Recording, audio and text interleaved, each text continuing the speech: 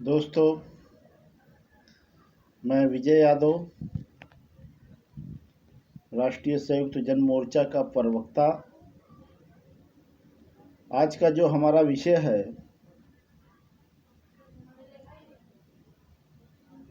जो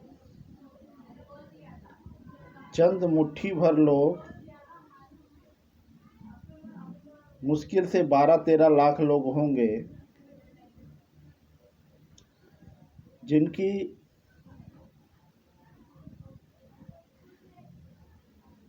आबादी भारत के 135 करोड़ जनसंख्या में 0.2% पॉइंट जो है 10% आएंगे।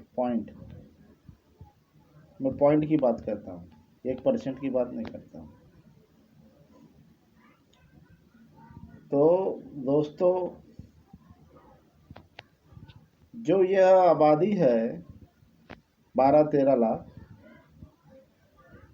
इनके पास जो भारत की जो संपत्ति इनके पास 48,000 लाख करोड़ रुपए। तो दोस्तों, मुट्ठी भर बनिया इस देश को बेच रहे हैं और हम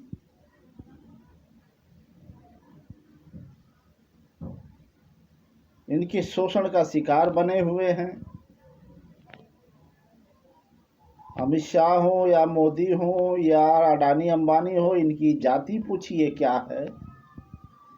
इनकी जाति आपको मिलेगी, ये बनिया हैं, मुट्ठी भर बनिया मारवाड़ी इस पूरे देश की संपत्ति पर कब्जा करके राजनीति को हिंदू का मॉडल बना करके, हिंदू कौन है इनसे पूछिए जरा जा करके, इन आरएसएस के लोगों को हिंदू कौन है, तब इनको पता चल जाएगा हिंदू कौन है।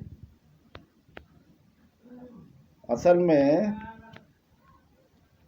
हिंदू जो है ये ब्राह्मण नहीं है। हिंदू जब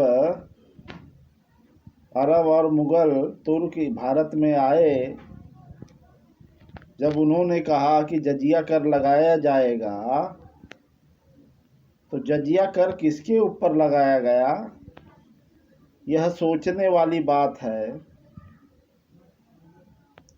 जजिया कर जो है यहाँ के SC ST और OBC और घुमक्कड़ जातियों पर लगाया गया, जिनकी आबादी इस देश में 100 करोड़ के ऊपर है।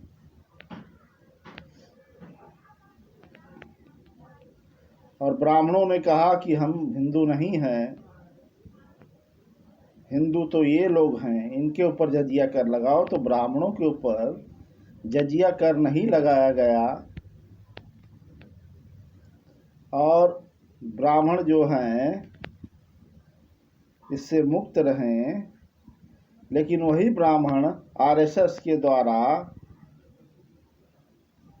इसी हिंदू शब्द को प्रयोग करके हमारे लोगों को 1922 में हिंदू महासभा बना करके, 1925 में आरएसएस बना करके, इन लोगों ने उसी हिंदू शब्द को, जो किसी वेद पुराण और कहीं भी नहीं है, मैं 1 करोड़ रुपया देता हूं अगर कोई ब्राह्मण अपने आप को हिंदू साबित कर दे अपने वेदों के अनुसार, मैं उसे 1 करोड़ रुपया दूंगा। मेरा संगठन राष्ट्रीय संयुक्त जन मोर्चा उसे 1 करोड़ रुपया देगा। और अगर वो नहीं साबित कर पाता है तो वह ब्राह्मण, तो उसका संगठन, चाहे कांग्रेस हो, बीजेपी हो, कोई भी हो, जिन्होंने हिंदू शब्द का वो किया, तो वह हमें 1 करोड़ रुपया देगा। हिंदू जो है, हिंदू यहाँ के SC ST OBC के लोगों को बोला गया, और वो बोलने वाले लोग जो थे, तुर्क, मुगल, अरब, ईरानी, ये जो विदेशी आक्रमणकारी भारत में आए थे, इन्होंने कहा कि यह हिंदू है। हिंदू शब्द आपको अरबी और फारसी भाषा में मिलता है। तो कोई ब्राह्मण यहाँ का हिंदू नहीं है। हिंदू यहाँ का SC ST और OBC है, और जिसकी कोई विचारधारा नहीं होती है वो समाज गुलाम होता है। हमारा समाज हजारों सालों से इन मुट्ठी भर लोगों का गुलाम रहा है, चाहे कोई भी विदेशी आक्रमणकारी हमारे देश में राज किया हो। लेकिन इन ब्राह्मणों ने अपनी समाज नीति बना करके राजनीति पर कब्जा किया, राजनीति बना करके अर्थनीति पर कब्जा किया, धर्म नीति पर कब्जा किया। तो दोस्तों, अगर SC ST और OBC के लोग अपनी अर्थनीति नहीं बनाएंगे, राजनीति नहीं बनाएंगे, समाज नीति नहीं बनाएंगे, धर्म नीति नहीं बनाएंगे, तो उनको इस देश में कुछ नहीं मिलने वाला है। दोस्तों, मैं ये कहता हूँ 100% गारंटी के साथ। अगर ये 12-13 लाख लोगों पर, जो और भी लोग जो हैं, इसमें नेता हैं, अधिकारी हैं, पूंजीपति हैं, ये बनिया वर्ग है, इन लोगों पर जो अमृतलाल जी की किताब है समान संपत्ति का अधिकार, तो उस आधार पर मैं आपको बता देता हूँ, भारत में अगर संविधान को लागू करना है, संवैधानिक सिद्धांतों को लागू करना है, उसकी उद्देशिका को लागू करना है, जिसमें कहा जाता है हम भारत के लोग भारत को समानता, न्याय, समाजवाद, बंधुत्व पर आधारित राष्ट्र बनाएंगे। लेकिन मुझे तो ऐसा नज़र नहीं आता है 74 सालों से भारत में कहीं भी समानता नहीं है, ना बंधुत्व है, ना न्याय है, ना समाजवाद है। तो क्या है भारत में? बंधुत्व के नाम से बताता हूँ, भारत के हर गांव में जाति जाति पाती है। हर गांव में आदमी नहीं रहता, हर गांव में जो है चमार सी, कहार, लोहार, अहिर, गरड़िया, पासी, खट्टिक, धोबी, कुर्मी, मोरिया जाति रहती है हर गांव में। हर गांव में न्याय नहीं है, जाति के आधार पर वर्ण है, ब्राह्मण, क्षत्रिय, वैश्य, शूद्र। दोस्तों, बंधुत्व नहीं है, ना समानता है। जाति के आधार पर आज भी जो घुमक्कड़ जाति के लोग, मुसहर, नट, डफाली, ऐसी जातियां जो हैं, बंजारा जातियां, 74 सालों के बाद भी आज उनके समाज में हजारों की गिनती कर लो, कहीं कोई 8वीं 10वीं पास भी नहीं मिलेगा। ऐसी यह व्यवस्था इस देश में बनाई गई है। उसके घर जो है सरकारी ज़मीन पर रहता है, घर घास फूस का घर है, संपत्ति के नाम पर सिर्फ एक बर्तन है, उस बर्तन में 4-5 लोग भोजन करते हैं, और वह भूखमरी की रेखा है, जिसे बताया यह जाता है गरीबी रेखा।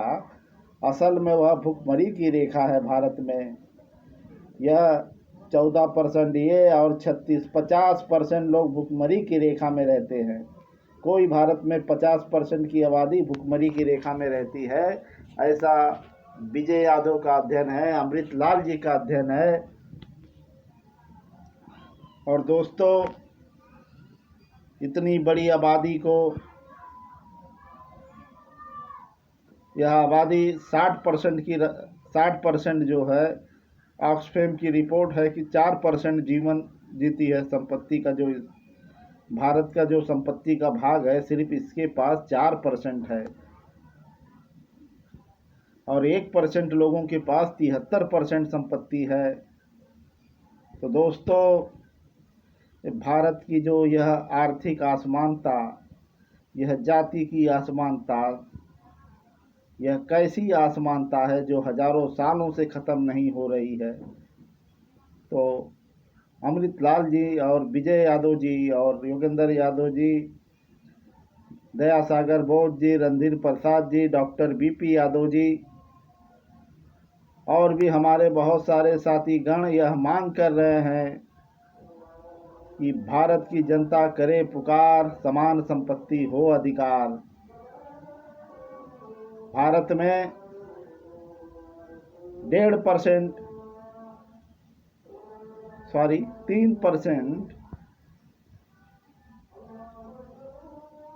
50 लाख रुपया, अगर यह जो भारत की संपत्ति है 5,000 लाख करोड़ की, अगर इसे बांटा जाए तो प्रति व्यक्ति 50 लाख रुपया बैठता है।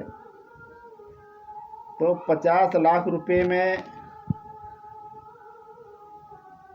संविधान जो कहता है कि जो भारत का संविधान कहता है कि जो संविधान में मौलिक अधिकार है कि शिक्षा, स्वास्थ्य, रोटी, कपड़ा, मकान, यह उसका मौलिक अधिकार है, यह उसे मिलना चाहिए।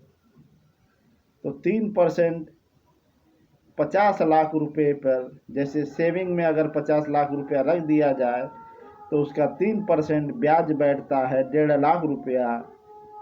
तो जो लोग, यह लोग जिनका शोषण हुआ है इस देश में, यह आबादी जो 80-90 करोड़ की है, जो भुखमरी की रेखा में रहती है, गरीबी रेखा तो यह हो नहीं सकती है, भुखमरी की रेखा है। तो यह लोग यह मांग करेंगे, इसमें मध्यम वर्ग भी आ जाएंगे, तो यह अपना पिटीशन डालेंगे कि 3% इन अमीरों की संपत्ति जो 20% की रफ्तार से बढ़ रही है वार्षिक दर से, तो इससे जो है 3% ब्याज जो है इन गरीबों को मिल जाएगा। इससे जो है प्रति व्यक्ति पूरे भारत के लोगों को 3% ब्याज मिलने से तो 1.5 लाख रुपया इनको मिल जाएगा। जैसे अगर मेरा परिवार है, मतलब मैं हूँ, मेरे बच्चे हैं और मेरी पत्नी है, अगर हम लोग जो है 6 लोग हैं, तो 1.5 लाख रुपया मिलने से मेरे घर में 9 लाख रुपए आते हैं। किसी के घर में 5 लोग हैं तो उनको 7.5 लाख रुपए आएंगे। तो इस तरह से यह जो न्यायपूर्ण अर्थशास्त्र होगा और इसमें सभी को न्याय मिलेगा, जब इनके पास यह पैसा आएगा तो इनके जीवन में खुशहाली आएगी। चाहे आप 100 रुपया पेट्रोल कर दो तो भी इनकी औकात, चाहे महंगा सामान हो जाए तो भी इनकी औकात रहेगी उस चीज़ को खरीदने की। आज जो है इनके पास कुछ नहीं है, यह कैसे अपना जीवन जी रहे हैं। ना इनके पास शिक्षा है, ना स्वास्थ्य है, ना रोटी, कपड़ा, मकान है, ना व्यापार है।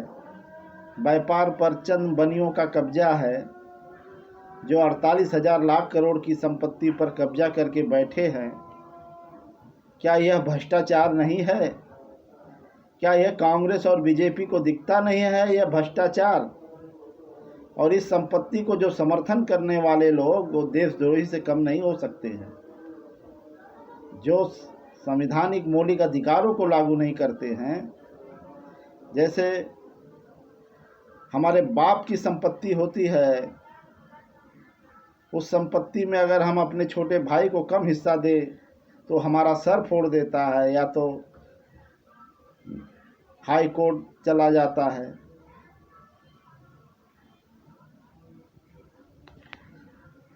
वकील को पकड़ लेता है, मारना करने को तैयार हो जाता है, क्योंकि वह बाप की संपत्ति में उसका हिस्सेदार है। तो उसी तरह से जो राष्ट्र है, जो राष्ट्र की संपत्ति है, जो यह खनिज है, जो कोयला है, जो लोहा है, जो यह पूरी जो संपत्ति है। मैं एक आमिर खान का कार्यक्रम देख रहा था, उस कार्यक्रम में 5,000 लाख करोड़ की संपत्ति जो है वह खाली हमारा खनिज, कोयला और ये जो अभ्रक, मैग्नीज, ये जितनी भी खनिज पदार्थ हमारे देश में हैं, यह जो संपत्ति है हमारे देश की, यह 5,000 लाख करोड़ की संपत्ति बताई जाती है। लेकिन उसने 50% का आंकड़ा बताया था और बाकी आंकड़ा रह गया था। तो इस पे आमिर खान ने कहा कि यह संपत्ति जो इसमें ज़मीन है, सरकारी और पब्लिक सेक्टर की कंपनियां हैं, यह सारा मिला दे तो भारत का हर नागरिक करोड़पति है। और उसमें व्यक्ति की संपत्ति नहीं जोड़ी गई, जो व्यक्ति की अचल और चल अचल संपत्ति जो होती है। तो दोस्तों, राष्ट्र की संपत्ति में सारे नागरिकों का समान अधिकार होता है और यह अधिकार हम लेकर रहेंगे, चाहे इसके लिए हमें जान की बाजी लगाना पड़े, उस बाजी को भी हम लगाएंगे, क्योंकि समान संपत्ति का अधिकार हमें मिलना चाहिए और यह हम लेकर रहेंगे। समान संपत्ति इस देश में लागू होना चाहिए, क्योंकि भारत की जो अर्थनीति को इस देश में सही तरीके से लागू नहीं किया गया और इसी का नतीजा है कि भारत में 36% लोग गरीबी रेखा के नीचे बीपीएल में जीवन जीते हैं और 14% की आबादी भुखमरी में, 60% की आबादी 4% संपत्ति में जीवन जीती है। अगर हमको न्याय चाहिए इस देश में तो हमें इस राष्ट्र की संपत्ति में हिस्सा मांगना होगा और ऐसा हम करके रहेंगे, क्योंकि राष्ट्र की संपत्ति जो है वह नागरिक की होती है। अभी 2018 में अमृतलाल जी ने, उनका जो संगठन है इंसाफ, उन्होंने समान संपत्ति अधिकार को, जो उन्होंने एक किताब लिखी थी जीएसटी का अर्थशास्त्र, जीएसटी में 36 लाख करोड़ रुपया हर साल आते हैं, 21 लाख करोड़ रुपये घोटाले और भ्रष्टाचार में चले जाते हैं, सिर्फ 15 लाख करोड़ रुपया यह बजट बताया जाता है। 21 लाख करोड़ रुपया इस देश में जीएसटी का घोटाला या बनिया करते हैं, जो एक जाति से इस देश में पाए जाते हैं। तो दोस्तों, प्रधानमंत्री और राष्ट्रपति को उन्होंने ज्ञापन सौंपे थे 2018 में कि समान संपत्ति को लागू कर दिया जाए। जो यह अमीरों की संपत्ति 20% की रफ्तार से बढ़ रही है, इसके ऊपर 6% ब्याज लगाया जाए और इससे जो है 288 लाख करोड़ रुपए सरकार को हर साल मिल जाएंगे और सरकार जो है 201 लाख करोड़ रुपये प्रति व्यक्ति 1.5 लाख रुपया बांटेगी। उसके बाद भी 87 लाख करोड़ रुपया उसके पास बचते हैं। इससे लोगों को शिक्षा और स्वास्थ्य और मकान लोगों को फ्री दे सकती है। इतना बड़ा जो यह संपत्ति पर अगर ब्याज लगा दिया जाए तो इससे अमीरों का भी फ़ायदा है। सरकार को जो पैसा मिलता है उससे सरकार अपनी योजनाएं लागू कर सकती है। लेकिन ये बीजेपी और कांग्रेस की भ्रष्टाचारी सरकार यह कभी भी समान संपत्ति को लागू नहीं करेगी। जो संविधान कहता है कि समान संपत्ति को लागू किया जाए, इस देश में हर नागरिक का मौलिक अधिकार है समान संपत्ति में, लेकिन यह उसे लागू नहीं करेंगे दोस्तों। और प्रधानमंत्री और राष्ट्रपति ने इसे लागू नहीं किया। तो अब हम राष्ट्रीय संयुक्त जन मोर्चा 4 अप्रैल को जो हम मीटिंग रखे हैं, इसमें पूरे भारत राष्ट्र से वहाँ लोग पहुँच रहे हैं। सारे संगठन 50 से 60 संगठन है, दया सागर बोध जी इसका नेतृत्व करेंगे। और राष्ट्रीय संयुक्त मोर्चा, बहुजन मोर्चा, ये हम सारे लोग मिल कर के इस समान संपत्ति को लागू करने का गाँव में पंचायत लगाएंगे।